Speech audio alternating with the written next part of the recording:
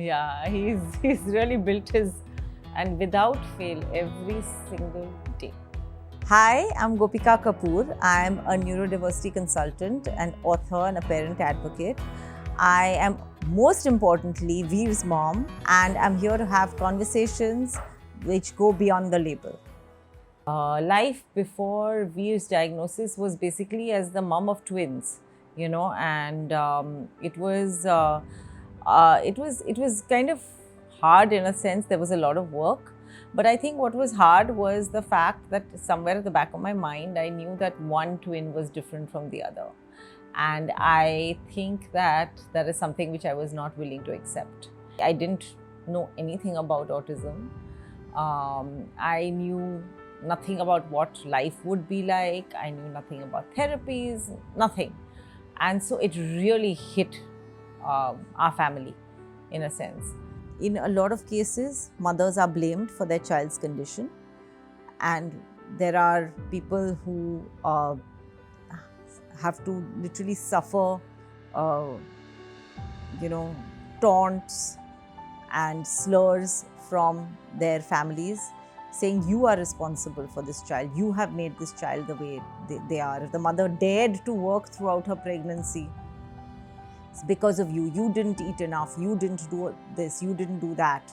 And that is why your child is the way that child is.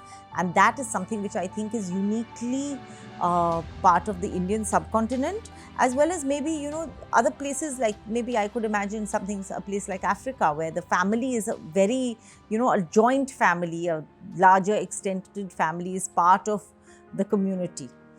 Other thing that I found very, very uniquely Indian is our tremendous belief in religion, spirituality, and on the negative side, superstition.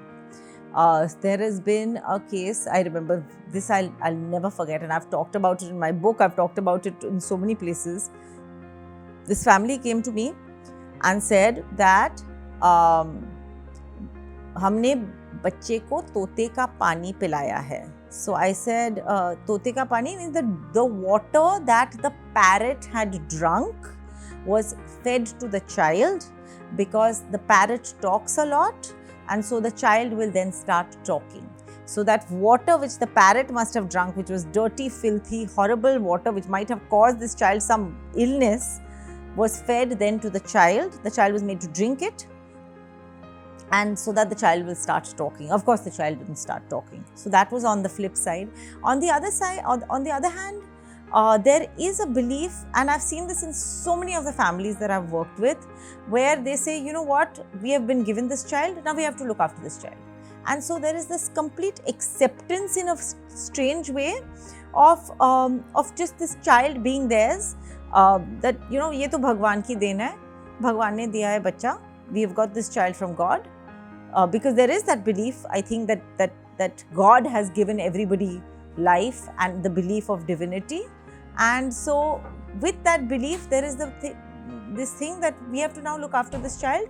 And there are people who, because their faith is so strong, are perfectly happy. And this child is a part of the community, part of the family, part of the society they live in. And it's all very happy and kind of blissful. And the faith is what is keeping them going, and they do their therapy and all that, but they believe that this is the way it is. This child has been given to us, and so we will look after this child, and that's the way it is. I think when I hadn't kind of opened up about it and hadn't talked about it is when they were looking at him and me, maybe saying, I wonder what's going on. But when I did open up, I found a tremendous amounts of support, and that really, really helped. What Veer has really taught us is to celebrate the ordinary. It was the 18th birthday, you would expect fanfare and fancy dinner and champagne and this and that like that. There was nothing. It was just a simple dinner. But we all loved it. And I think it is because of Veer we've learned that. We've learned to appreciate that the ordinary things and the little things in life are unbelievable.